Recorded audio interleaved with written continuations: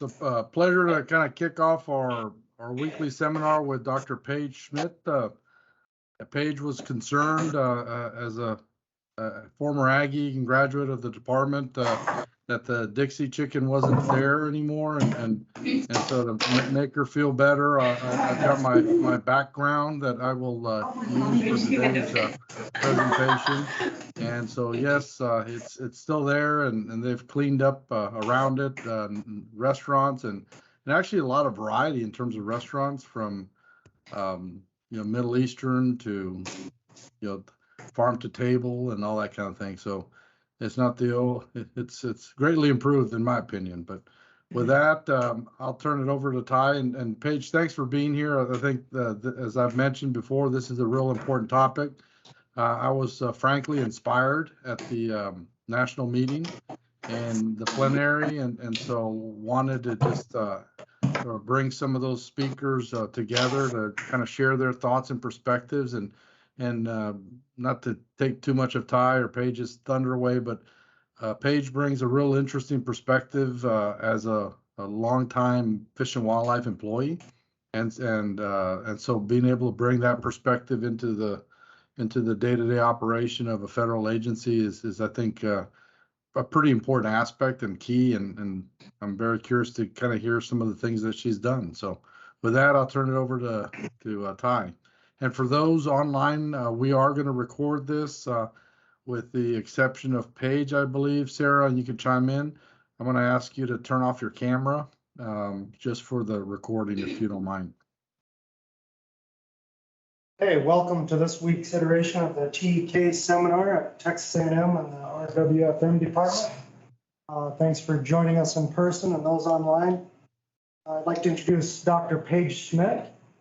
She's a member of the Citizen Potawatomi Tribe of Oklahoma, or Potawatomi Nation of Oklahoma, sorry, Paige.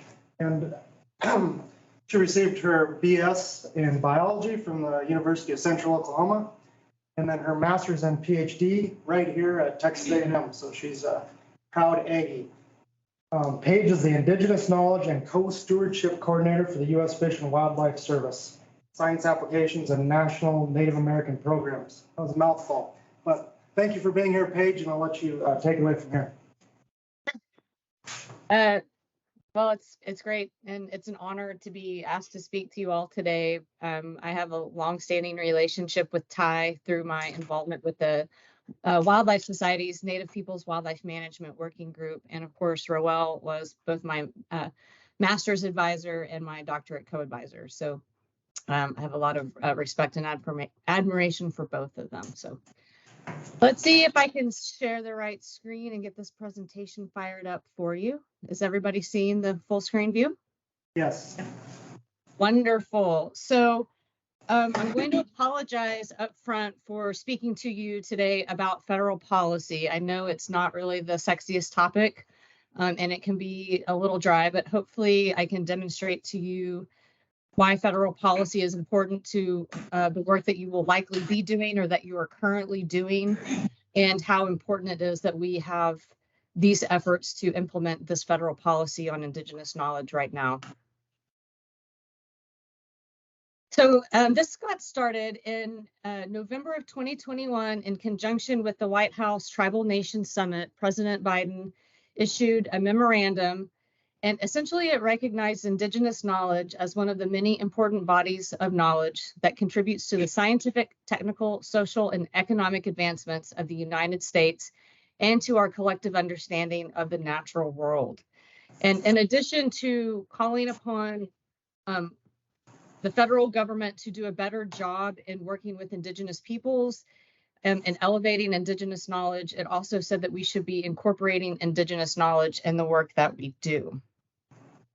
So how do you go about going from a presidential memorandum to actually working with Indigenous knowledge in all federal activities?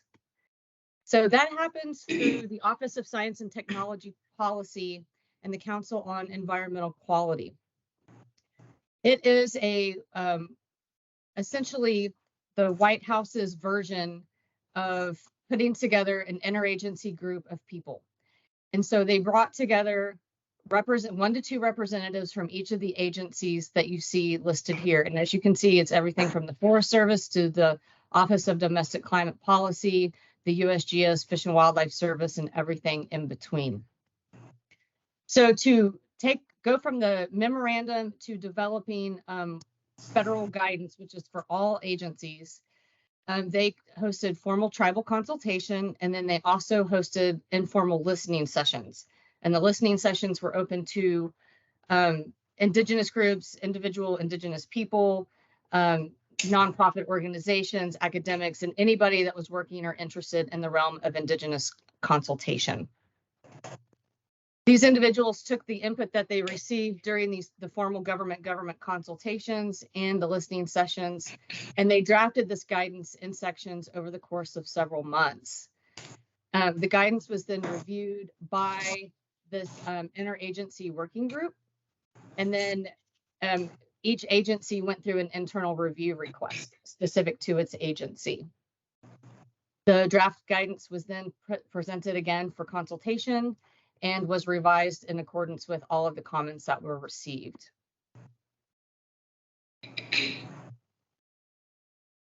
So that resulted a year later, also in conjunction with the next Tribal Nation Summit at the White House, with the release of the Office of Science and Technology Policy and the Council on Environmental Quality's guidance on Indigenous knowledge.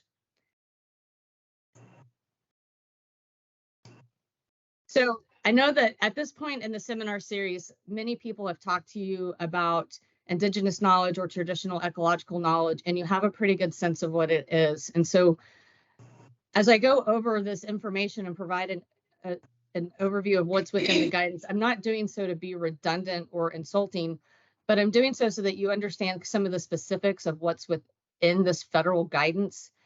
One, because all of these words have been selected and reviewed by legal teams, and as a result of direct input by the people that will be impacted, specifically Indigenous peoples and tribal nations. And so the words tell you exactly what the federal government is expected to do and what the priority of the presidential administration is. So the guidance states that Indigenous knowledge is a body of observations, oral and written knowledge, innovations, practices, and beliefs developed by tribes and Indigenous peoples over millennia through direct contact and experience with the environment. It's applied to phenomena across biological, physical, social, cultural, and spiritual systems.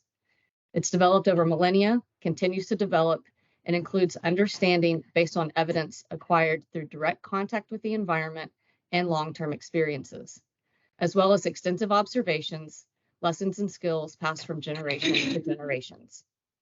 It's developed by Indigenous peoples, which includes, but is not limited to, tribal nations, American Indians, Alaska Natives, and Native Hawaiians. So that point is key because tribal nations, American Indians, and Alaska Natives essentially all have, for the most part, federal standing. We have a federal trust responsibility to those individuals because of treaties that were signed. We don't have a trust responsibility to Native Hawaiians, but the federal government has recently recognized that we have an obligation to consult with them on a government to sovereign status. But this guidance does go beyond those that have political or legal standing, and it includes Indigenous peoples outside of the groups listed here. So that's an important concept to keep in the back of your mind. Indigenous knowledge is a place-based body of knowledge that may overlap with that of other tribes, but is uniquely that of the tribe or the Indigenous group that holds it. It's based in moral and ethical foundations that are often grounded in social, spiritual, cultural, and natural systems that are intertwined and inseparable, thus offering a holistic perspective. It's also inherently heterogeneous, which means that it's shaped by the Indigenous people's view of the universe and the environment. Different Indigenous peoples may describe Indigenous knowledge differently and with different terminology. For example, this seminar series is called Traditional Ecological Knowledge. It's also referred to as traditional knowledge. Sometimes knowledge is pluralized, and it's referred to as Indigenous knowledges, tribal ecological knowledge, native science, or Indigenous science. For the federal guidance based on the input that was received during the formal consultations and the listening sessions, it was decided upon that Indigenous knowledge is the term that would be used. The guidance explicitly states that Indigenous knowledge is a valid form of evidence, and it is not dependent upon Western knowledge or Western science for validation, although each system can support the insights of the other. Indigenous knowledge shares common features with Western knowledge, such as systematically understanding and explaining ways of knowing. They share attributes such as using systematic observation, innovation, and verification through repetition. Both are derived from direct contact with the environment and evolve over time in response to new inputs. They both share a desire to conduct practical and curiosity-driven investigations and can use empirical or qualitative approaches. Indigenous knowledge may provide unique and complementary data in some instances and contradictory data and information in others. The guidance is explicit that if Indigenous knowledge and Western knowledge conflict, it does not indicate that either is wrong, but that it should prompt federal agencies and employees to consider other avenues of inquiry and understanding that would otherwise remain unexplored. This would ultimately improve research outcomes and decision-making.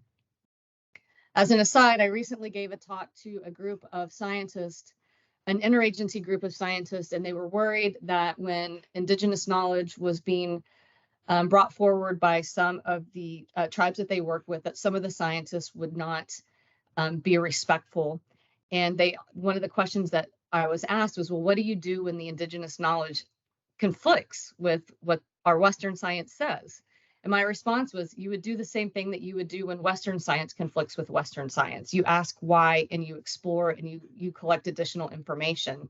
And that we all know that when you don't get the outcome you're expecting, that's when you learn the most. And it's no different with Indigenous knowledge. The guidance also explicitly states that Western science has been used to oppress Indigenous peoples, including, it mentioned unethical research abuses, the marginalization of Indigenous knowledge from research and academic resources and opportunities, and that Indigenous peoples and their knowledge has been excluded from federal decision-making and activities. The guidance also provides practices to ensure federal agencies appropriately consider and protect Indigenous knowledge and the knowledge holders. The guidance provides an illustrative list of statutes where Indigenous knowledge could be relevant and applied. So this is just a few examples. The National Environmental Policy Act. So if you're familiar with it, you can imagine that Indigenous knowledge could be used when considering alternatives and in the development of effects statements. And the guidance explicitly says it's appropriate to use Indigenous knowledge in the context of NEPA.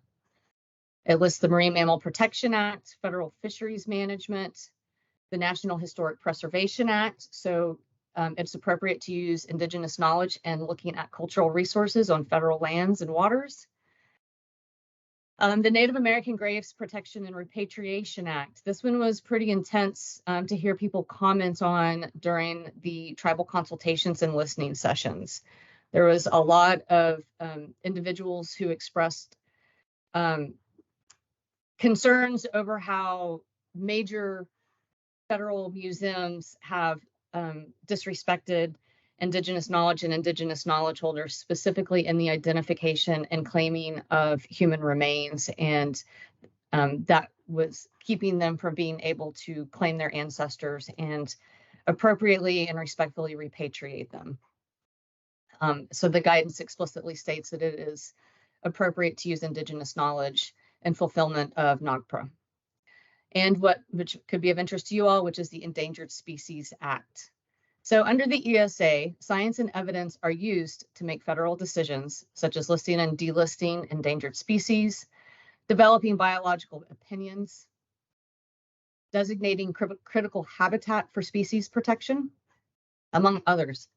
The ESA requires federal agencies to make critical habitat and listing determinations based on the best available science and commercial information.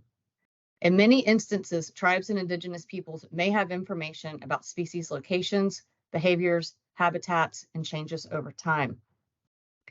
So the federal guidance explicitly says that Indigenous knowledge can and should be considered the best available science and commercial information when it comes to fulfillment of the Endangered Species Act. And that's really new and important.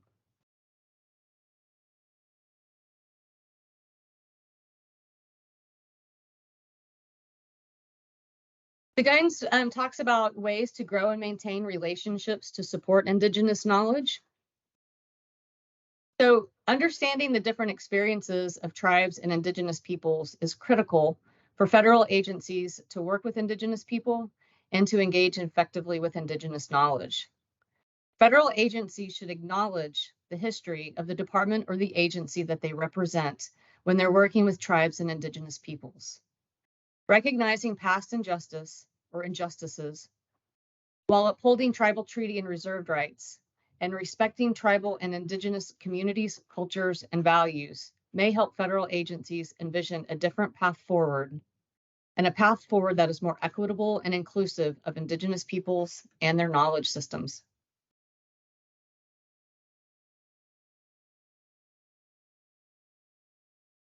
So essentially, the guidance is acknowledging the historical context and that there is significant intergenerational trauma that you cannot avoid it when you're working in this arena.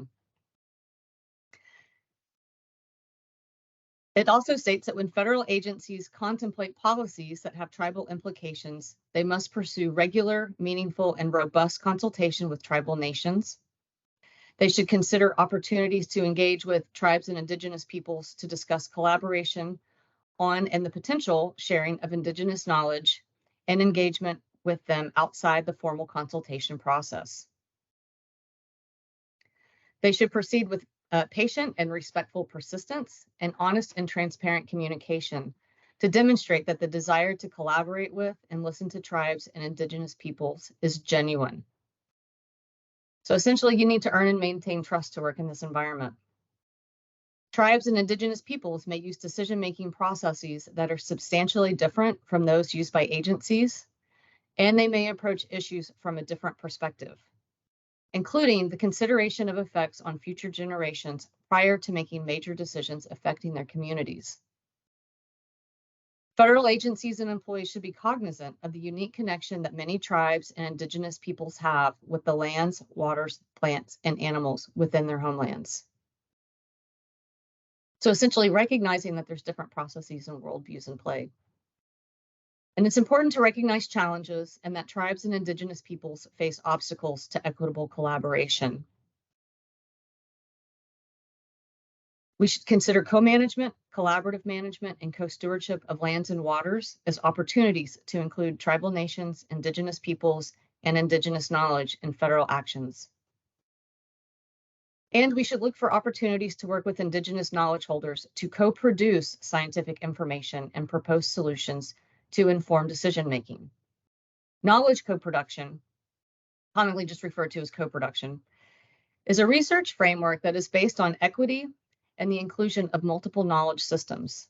It requires the full participation of tribes and Indigenous peoples in all aspects of a research endeavor from the onset, including ensuring that tribal and Indigenous collaborators are compensated for the work that they do and understand upfront if funding is unavailable.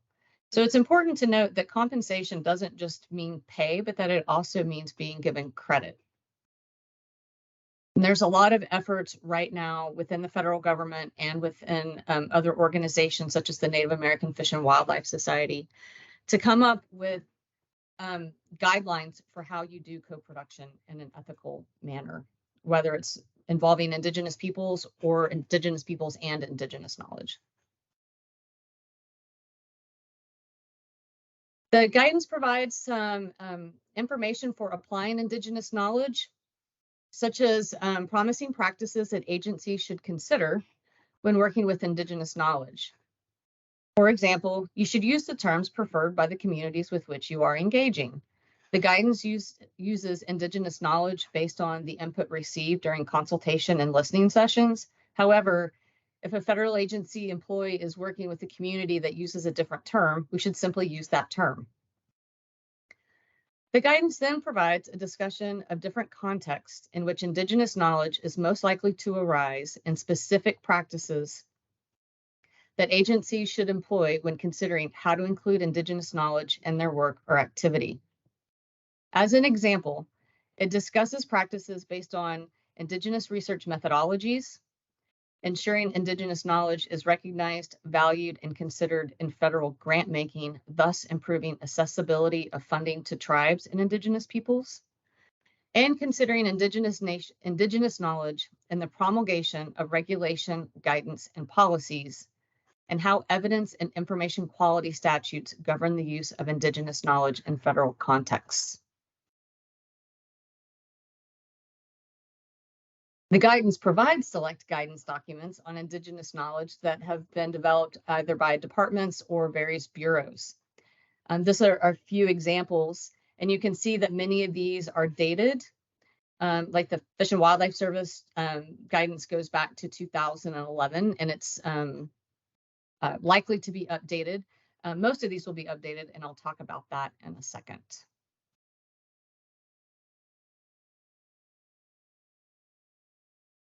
So what's next?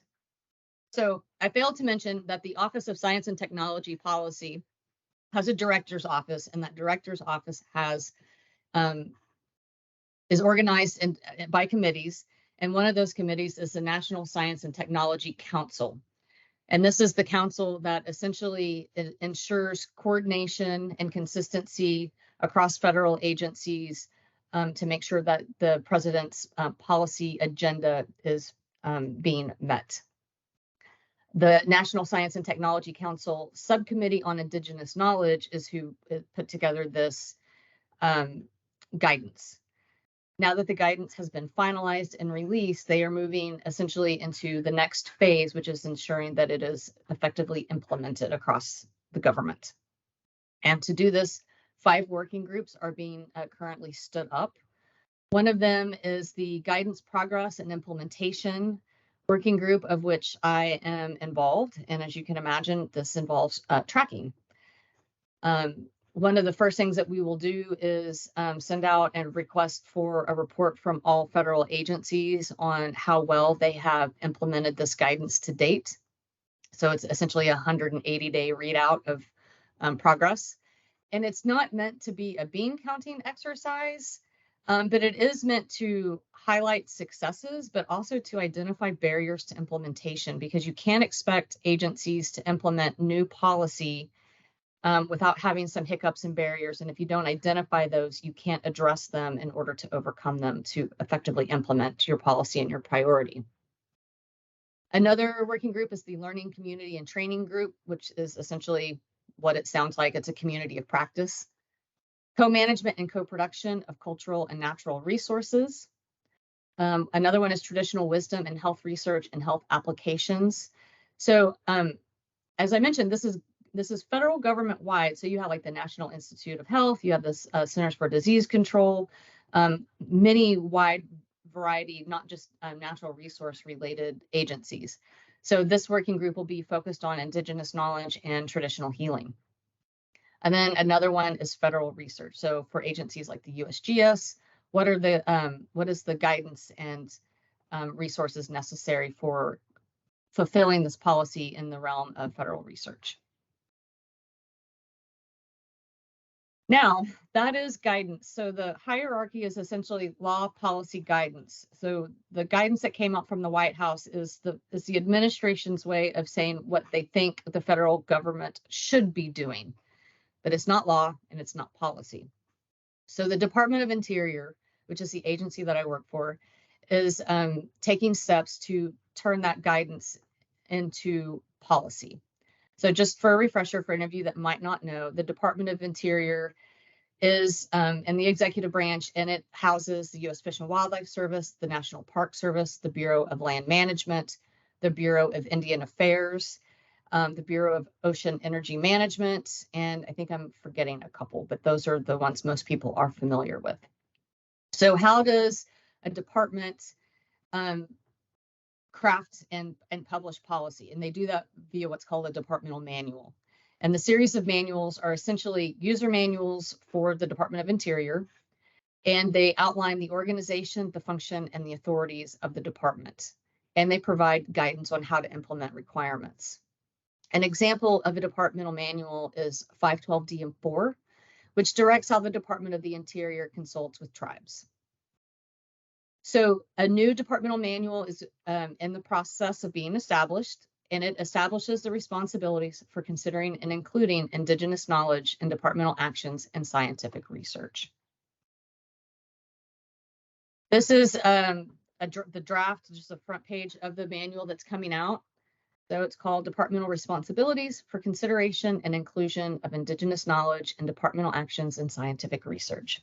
And you can see that it is not numbered because it is still in draft. And this is a consultation draft that was published because this is a department level policy and it has potential to influence federally recognized tribes. We have an obligation to go through tribal consultation or government to government consultation. And we wrap that up this week. And the comment period for written comments ends March 26th. It's important to note that all of the comments from the listening session and the consultation done by the OSTP CEQ guidance were brought forth in the development of this departmental manual, so individuals didn't have to repeat those comments unless they wanted to re-emphasize them in this context. All the comments that we will receive at the end of the comment period will be incorporated into a final version, which will go through a final round of legal and policy review, and it's expected to be released at the end of the calendar year.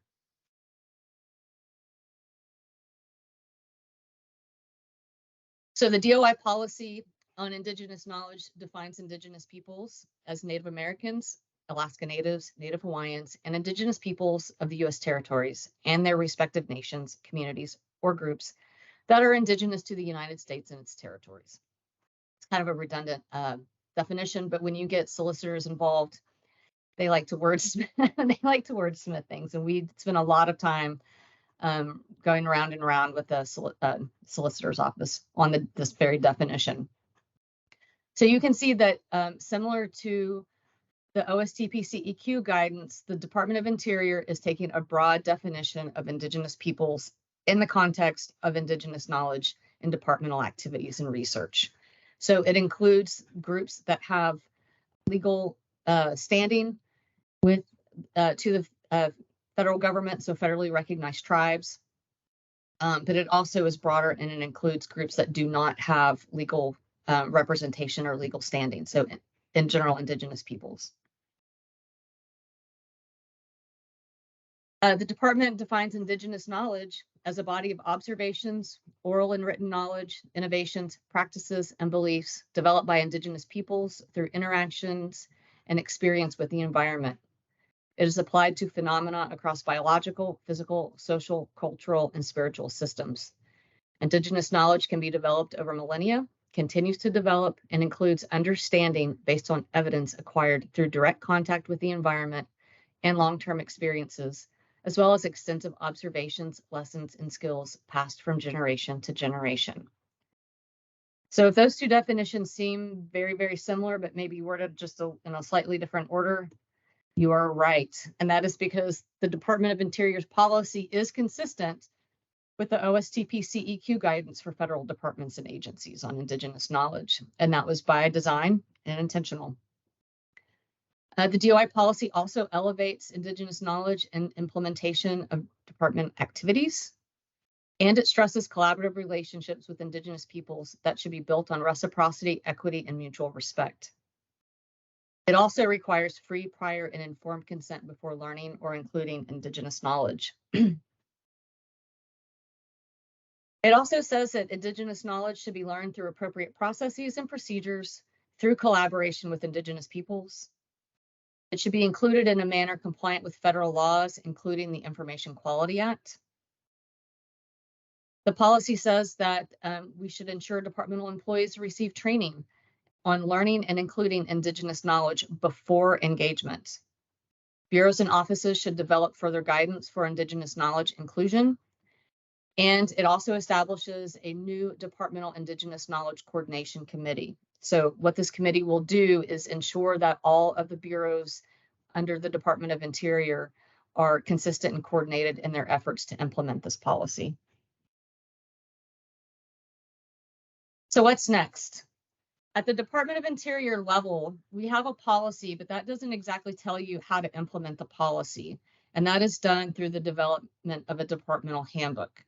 And the handbook tells you exactly how to implement the policy by essentially its guidance, and it provides best management practices, and it also outlines training expectations for individuals that will be implementing the policy. So for example, there's an expectation that everybody will be aware of the federal trust responsibility and what Indigenous knowledge is, but there should be more intensive training for employees who are working at the interface of Indigenous knowledge and working with Indigenous peoples directly. The bureaus, which are the agencies under the Department of Interior, will need to develop their own bureau-specific policies. So an example of a bureau policy is in the form of a bureau manual. So 510 FW10 is the U.S. Fish and Wildlife Service's Native American policy. So we don't need to reinvent the wheel, but there are instances where a bureau may need to develop a policy specific to its agency or laws or missions that it is responsible for fulfilling. So as an example, the U.S. Fish and Wildlife Service would not be developing policy on how to implement Indigenous knowledge in the context of the National Environmental Protection Act. We aren't the lead agency for that law. However, it would make sense for the Fish and Wildlife Service to develop policies for, say, how to implement the Endangered Species Act and incorporate Indigenous knowledge.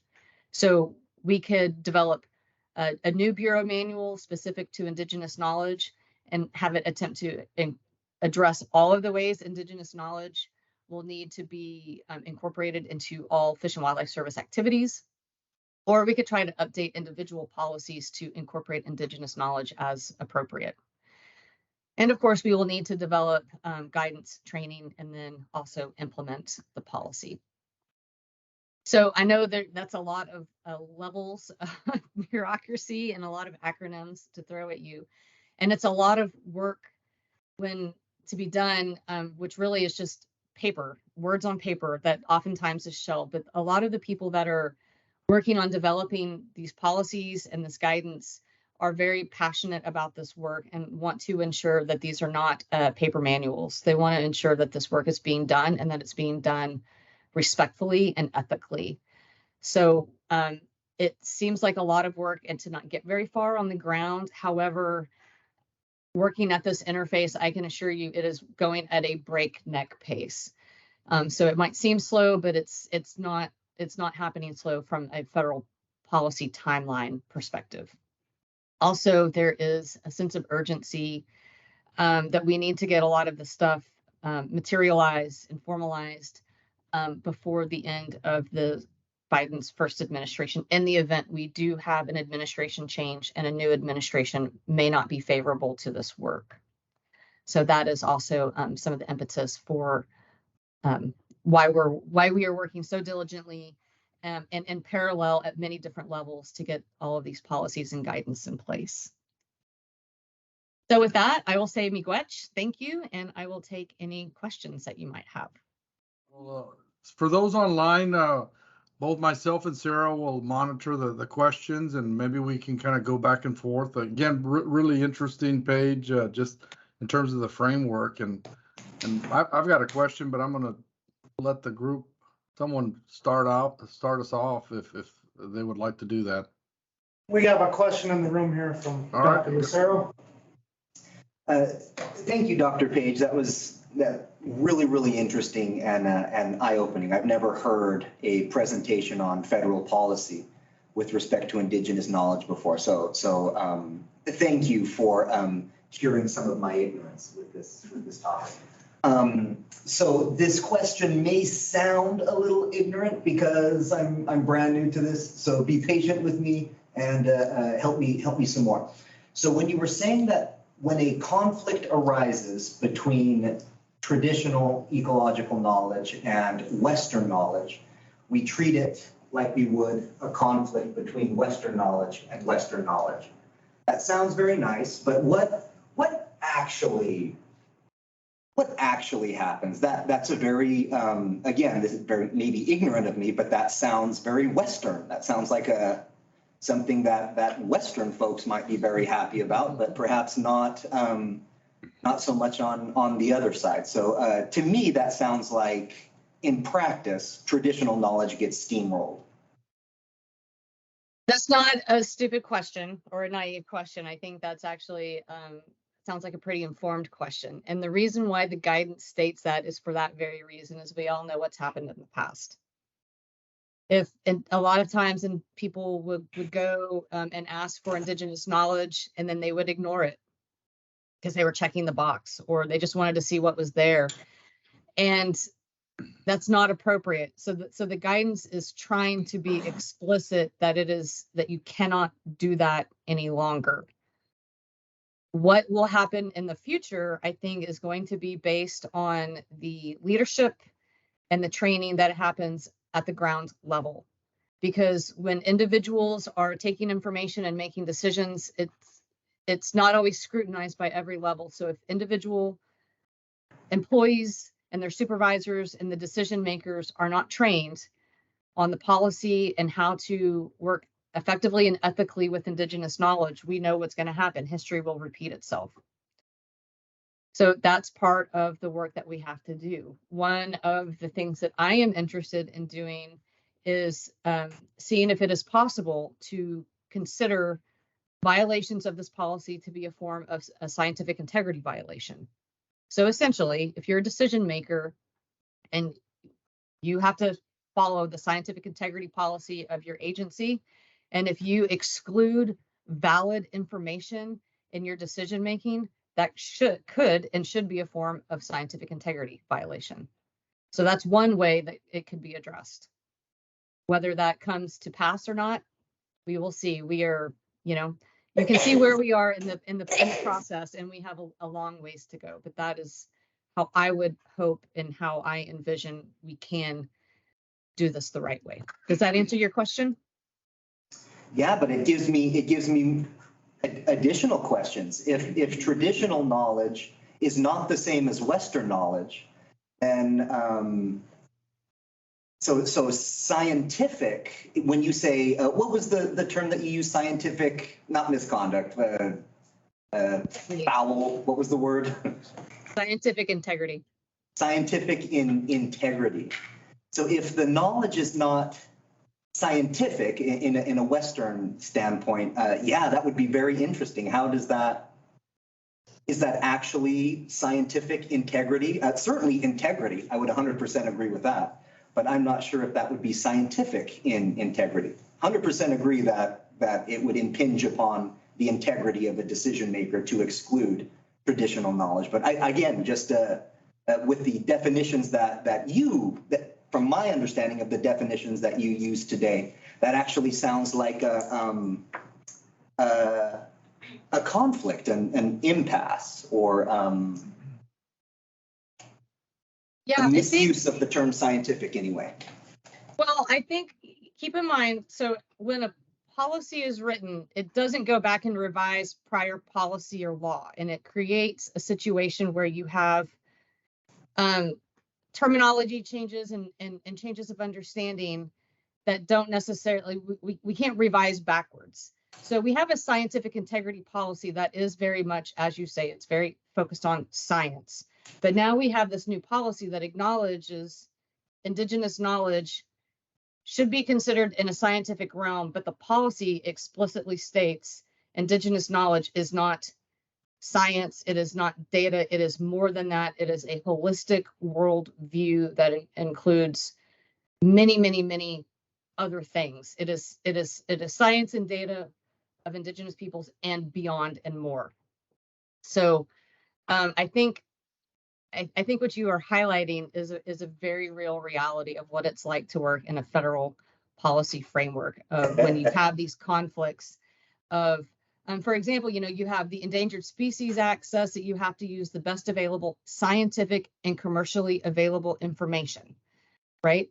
well, how do you, we can't go back and change the Endangered Species Act language that through a policy that requires an act of Congress. That's changing the law. So what we have to do is we have to have the solicitors go back and read the law and say, yes, this is appropriate to apply it here, even though the words don't line up. You know, we don't necessarily like the words that are being used, but those are the words on the books, and we're kind of stuck with it. Yeah, that's rough. Words are all we have, huh? I see you're stuck between a rock and a hard place with that.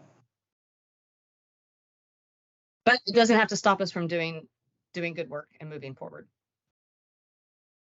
Thank you, Dr. Paige. So Paige, one of the questions in the chat is, what about considerations for environmental impact assessments? For example, during mining exploration, you know, TEK may directly contradict Western science assessment of the impact on the environment. You know, what can be done? What are the options in that kind of scenario?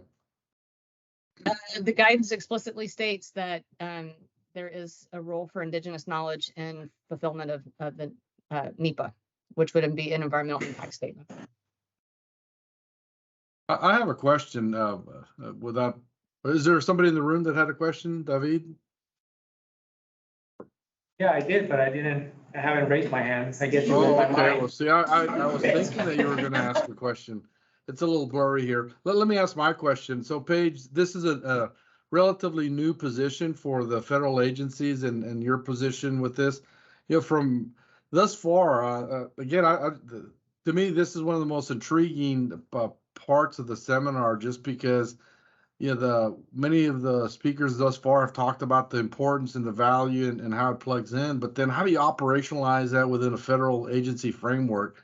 So a question is, what's been the most interesting thing that you've have observed in terms of a situation, good or bad, or just something that was really challenging? And no right or wrong answer. I'm just kind of curious from what's been your experience so far?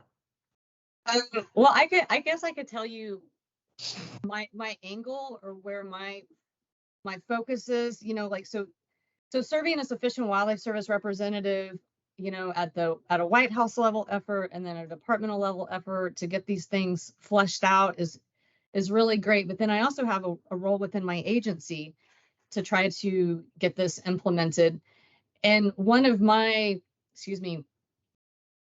things that I am most concerned about, and that I think is the most critical, is getting protections in place for Indigenous knowledge to ensure that we don't continue to repeat harms and missteps and unethical practices that have been done in the past. We don't want to repeat history.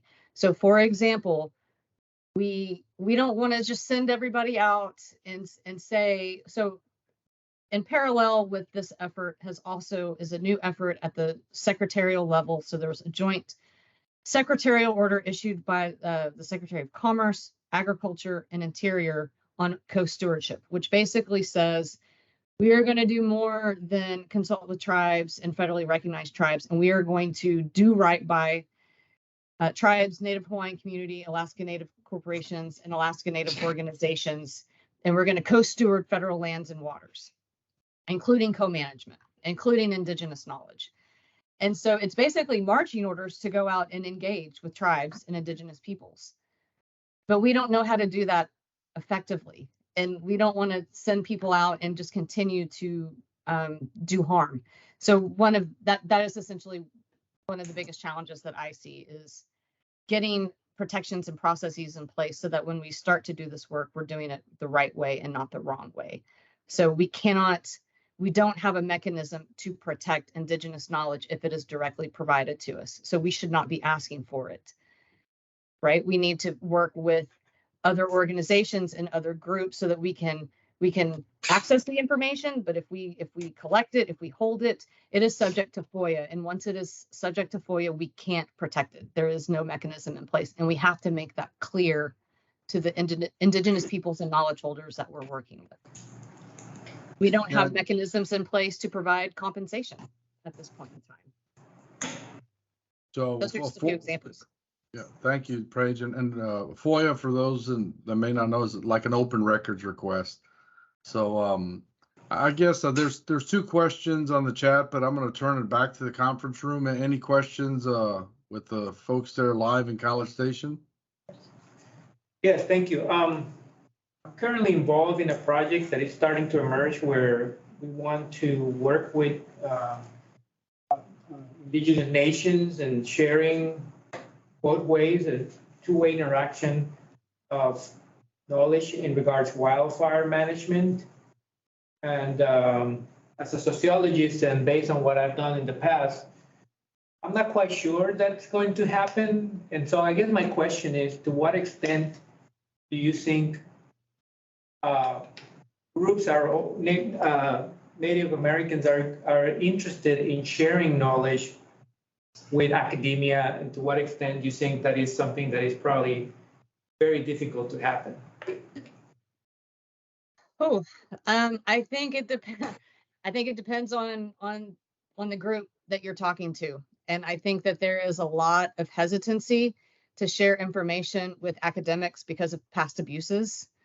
Yet at the same time, I think there is also a strong desire and recognition that if they don't share that information, it's not necessarily going to be lost within their community, but that society as a whole does not benefit from it. And it's a way for them to provide their voice and for them to advocate for their needs and their way of life is through the sharing of Indigenous knowledge.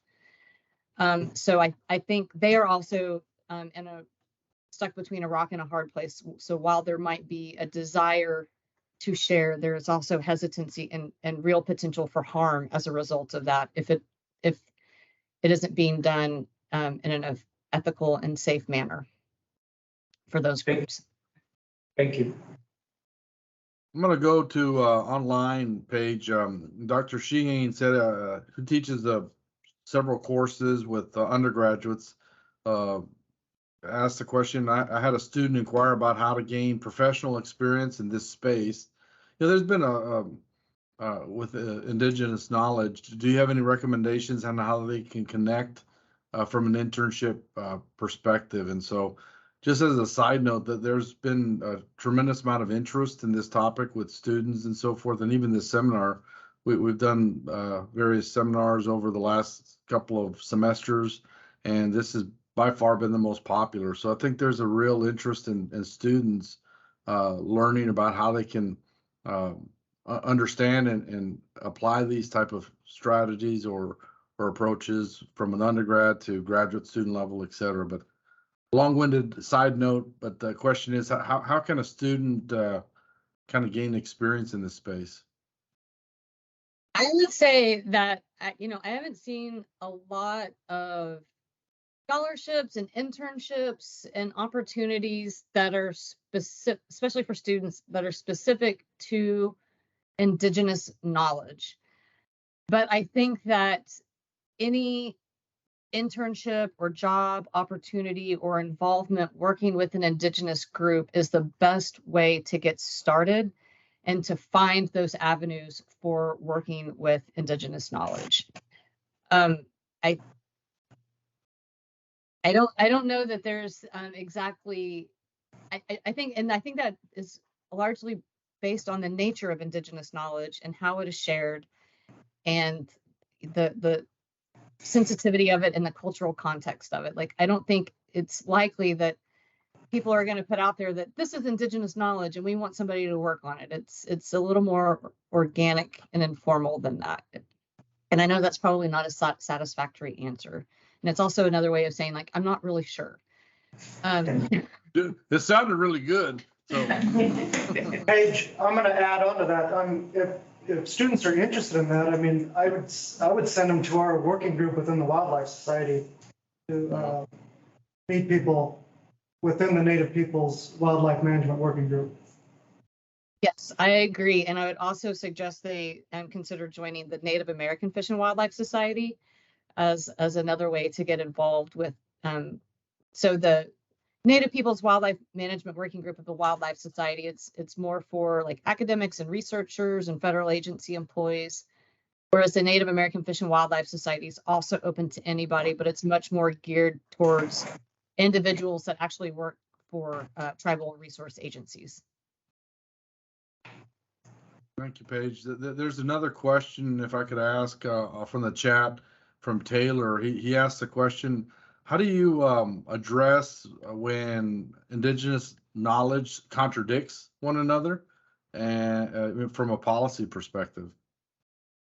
That's really interesting. So I haven't experienced that directly. So just for full disclosure, like I am not the person that goes out and works with it, like individual tribes. Like I've been working at this policy and coordination level, but it's provided me with a lot of information and anecdotes of individuals doing that work on the front lines, and it does happen. And I think that when Indigenous knowledge conflicts with Indigenous knowledge, it's no different from if Indigenous knowledge were to conflict with any other source of information. They have different experiences and they're all valid. It's kind of like, or you could even say Western science contradicts Western science. There's examples, lots of examples of that too. So I don't think that it's you wouldn't necessarily exclude one from the other, but I think that you would have to open up additional forms of inquiry to find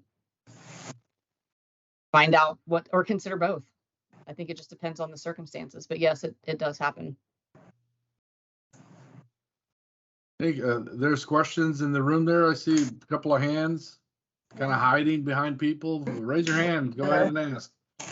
Well, I have a question. You mentioned that you were trying to make the policies approved because there's this concern that the administration could change.